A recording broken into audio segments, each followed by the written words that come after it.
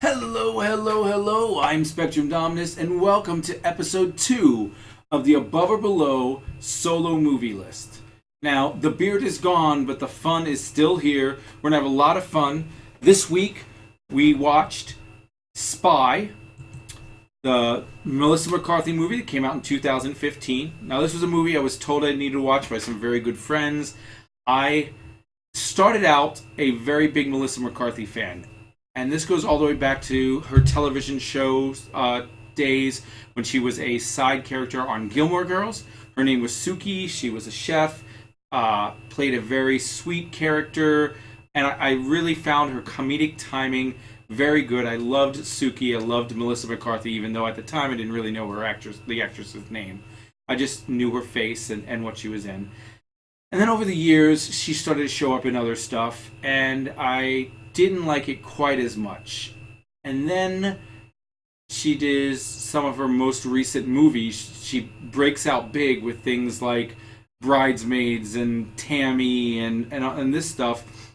And she gone from such a sweet character to very vulgar dick and fart joke type, and it's just not my forte. It's not what I tend to like in movies.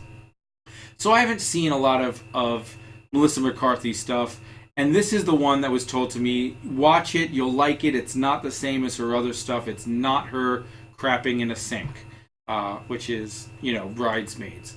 So I added it to the list. I hadn't seen it. I was willing to watch it, and it came up as a third movie for us to rank, so I went ahead and I watched it. In fact, earlier today, I watched it today. And I do have to say that when comparing it to movies like Tammy and Bridesmaids and Melissa McCarthy movies, and yes, she is her own genre, just like you would say a Jim Carrey movie or a Adam Sandler movie. I feel like Melissa McCarthy movies have become their own genre.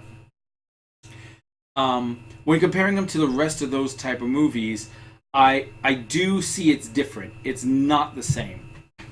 However, whereas my friends who watched it knew and saw it was tamer, they didn't see that it wasn't that much different.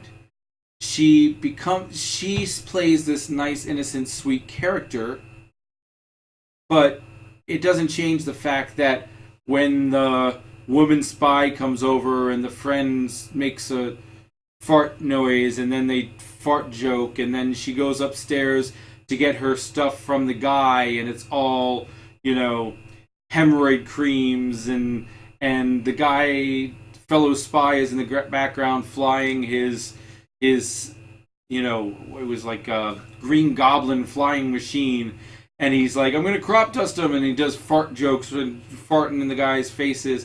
It was still crude, not on the same level, but it was still the same type of comedy, which I just don't really care for. On top of that, I'm a huge Jason Statham fan. I really like Jason Statham, but his character in this couldn't say two lines without, just cursing up a storm.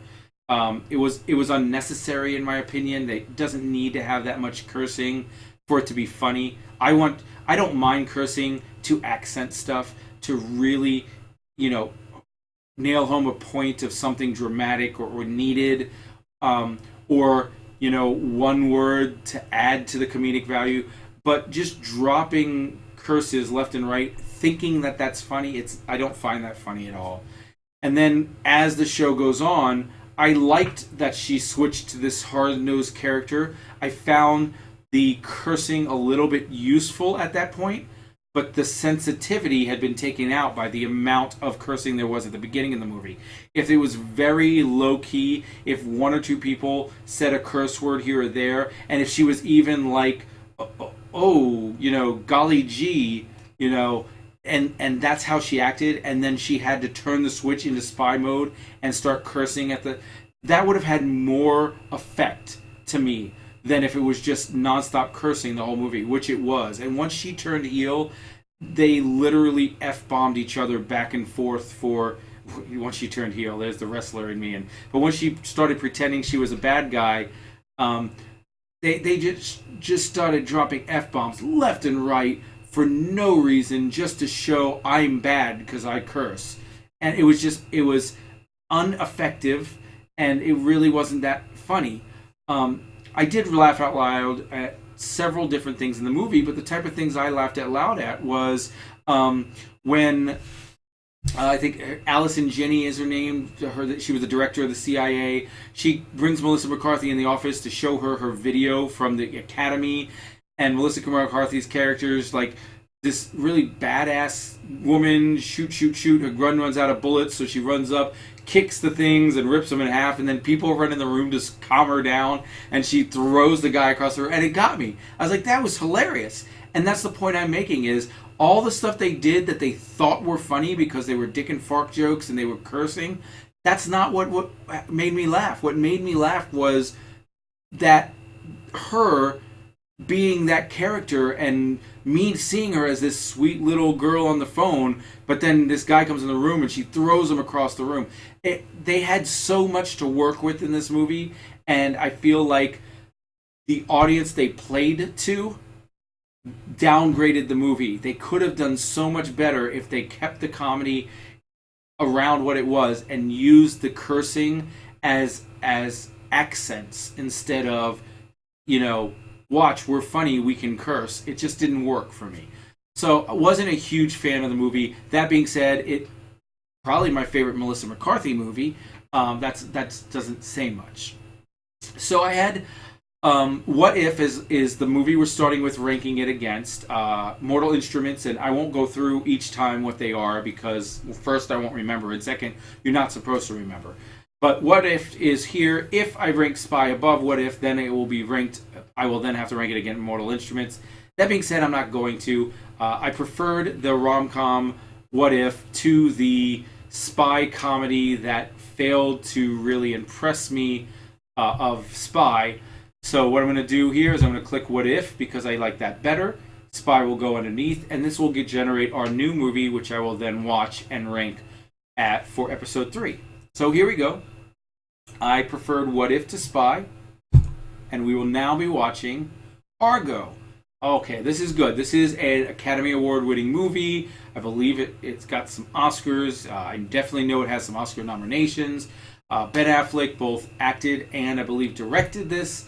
I'm not an Academy Award guy. I'm not an Oscar guy. 9 times out of 10, I've never seen any of the movies up for an Oscar. So this is something I'm interested in seeing just because I do like Ben Affleck. I like the whole Kevin Smith group, Matt Damon, Ben Affleck, anyone that's involved there, I'm fans of. So I'm actually looking forward to seeing this movie. I'll be back shortly to do that. If you haven't watched episode 1 or the introductory, those will be in the playlist of all 3 episodes will be in the link below, in the description below. You can also check out other episode 1s by clicking follow and subscribe. Click like if you like the video, and make sure you put any suggestions of movies that aren't on the list that you'd like to see me watch and rank in the comments below. Thank you very much, and we'll see you soon. Bye-bye.